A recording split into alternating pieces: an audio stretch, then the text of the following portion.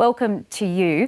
If the White House doesn't have the fortitude to outright endorse Nancy Pelosi's trip, would President Xi think that the US is prepared to send the US military to fight for Taiwan? Well, I think the fact that both President Xi Jinping and President Biden are discussing Taiwan right at the time when Nancy Pelosi is due to leave America's shores is of itself a positive sign. Obviously, the Chinese don't welcome the possibility of a Pelosi visit.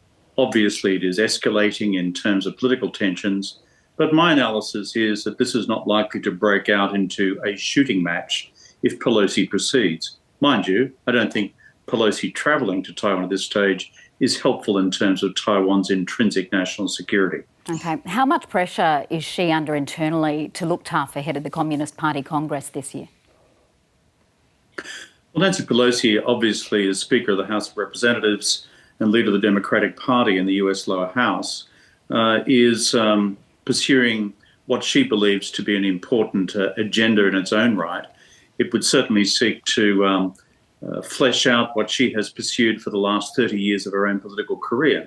She's been a consistent critic of China.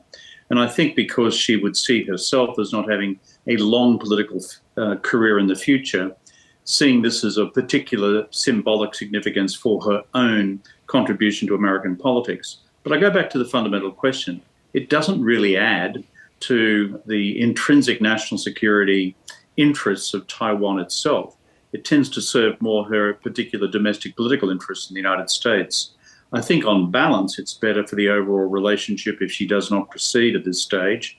But as I said before, I don't think either side, the United States or China, at this stage want to go to war over a Pelosi visit, though if it does proceed, the Chinese military have indicated there will be a reaction of some form or another.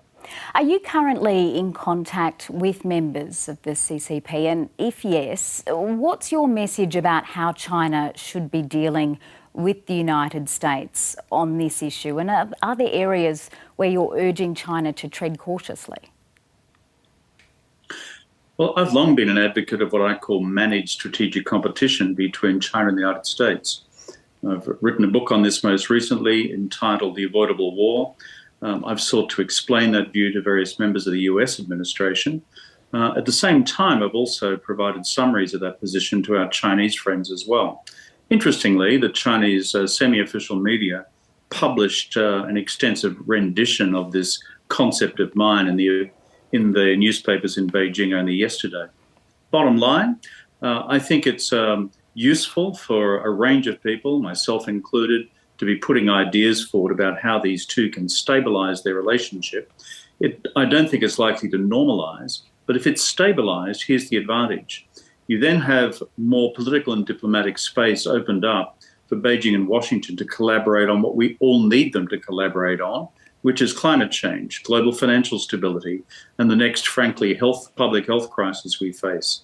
And importantly, in the official readouts of this Biden Xi Jinping virtual summit in the last 24 hours, both sides have indicated that they will be encouraging their respective administrations to advance collaboration on climate and global public health. That's a small advance on where we were. Another question on Taiwan. 2049 is the year that President Xi has set as the deadline for great rejuvenation. Could that be a 27-year countdown on Taiwan? Well, my view is that the significance of Xi Jinping's leadership is that the Chinese side have begun to imply a timetable for resolving, quote, the Taiwan question. I think in the Chinese Communist Party, 2049 would be seen as the outer limit. Xi Jinping has already indicated that he stipulated 2027 as the date when the military modernization of the People's Liberation Army is to be completed by.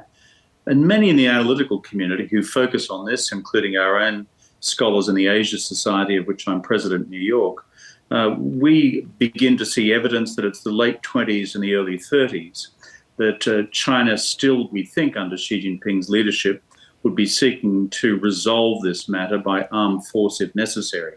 So we are in what I describe as the decade of living dangerously, which is why we must do whatever we can to stabilise this relationship in the here and now. You're talking to us now from the United States. What sense do you get about how the US government now considers China? Does it consider China as an equal in terms of military might, in terms of where it stands right now, or what do you think? The term that I most hear from American interlocutors in let's call it the United States foreign policy and national security policy establishment in Washington is they regard China as, quote, the pacing challenge or the pacing threat in the language used by some of them. That means a near peer competitor or a peer competitor. And so whether it's in the military calculus, the economic calculus, or the technology calculus, these three barometers of great power status, the bottom line is I think the US sees China as closing the gap on all three. Of course, the interesting observation from the Chinese side is that Xi Jinping himself, and at least the background in coming out of the Biden summit, prefers not to use the concept of strategic competition with the United States because, in my judgment, they're reluctant to use that term, but they don't particularly want to admit to the fact that they are engaged in a strategic race with America to become the preeminent global and regional power. But at the same time, the evidence indicates that that's precisely what is happening. And the United States, I think, in the last several years, is taking this challenge deeply seriously. Former Prime Minister Kevin Rudd, good to get your thoughts on this. Thank you. Good to be with you.